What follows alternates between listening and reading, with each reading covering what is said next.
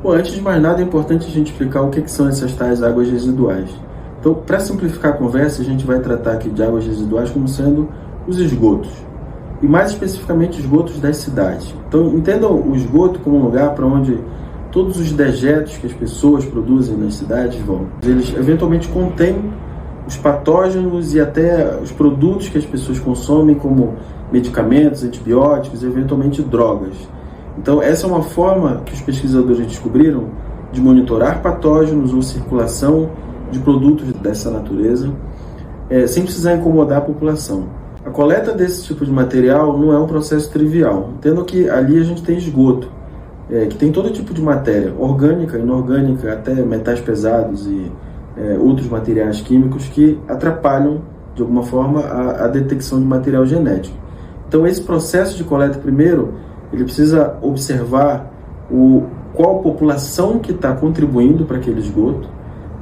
Depois, tem um processo de purificação dessa amostra, que também não é trivial, para que a gente tenha um material genético disponível para a detecção de patógenos.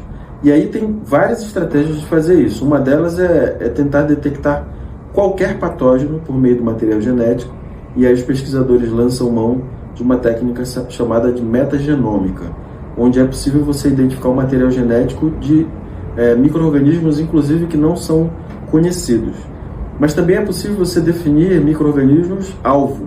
E aí tem técnicas super simples, super triviais, como, por exemplo, a PCR, que já foi muito popularizada durante a pandemia, que é um método molecular para detectar rapidamente o material genético de micro-organismos conhecidos, patogênicos ou não patogênicos. Então, se você consegue coletar esse tipo de material e fazer esse tipo de procedimento, você consegue estimar o quanto desse patógeno está distribuído naquela população que contribui para aquela água, para aquele esgoto, para aquela água residual. Para dar alguns exemplos do que se pode fazer com amostras de águas residuais, o Reino Unido tem uma iniciativa muito interessante de monitorar consumo de drogas ilícitas. Então, lá eles monitoram diariamente, por meio de esgotos, o quanto de drogas sintéticas ou não sintéticas estão sendo consumidas por aquela população e estimar qual é o impacto disso e até promover políticas públicas de redução de impacto, redução de dano.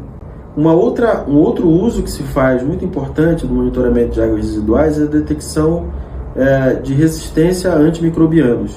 O que significa isso?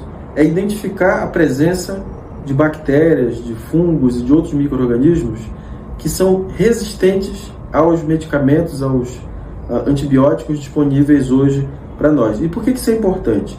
Se você começa a detectar que há um aumento de um determinado patógeno, por exemplo, uma bactéria resistente, é importante que a saúde pública esteja de olho nisso, para que outros medicamentos, que são métodos alternativos a essa droga que já tem uma resistência detectada, sejam aplicados na vida real, no âmbito dos hospitais, enfim, das unidades de saúde.